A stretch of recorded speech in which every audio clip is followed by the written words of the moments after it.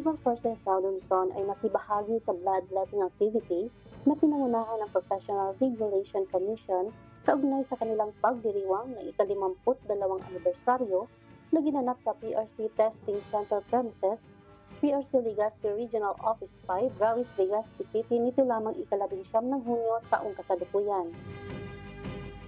Ang mga voluntaryong blood donors ay matagumpay na nakapagsali ng dugo sa tulong ng mga kinatawan mula sa City Health Office at Philippine Red Cross Albay Legazpi City Chapter.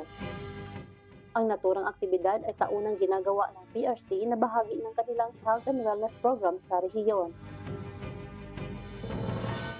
Nakilahok rin sa blood donation ang iba't ibang uniformed personnel mula sa PNP Regional Mobile Force Battalion 5, Coast Guard District Bicol, Bureau of Fire Protection Provincial Office Albay, gayon din ang Bicol Christian College of Medicine at mga empleyado ng PRC Regional Office 5. Ang voluntaryong pagbigay ng dugo ng ating mga kasundaluhan ay patunay na ang inyong sandatahang lakas ay patuloy na naninindigan sa tungkuling gampanan at maisakatuparan ang iisang layuning maglingkod para sa bayan sa pamamagitan ng pagbigay suporta sa programang pangkalusugan.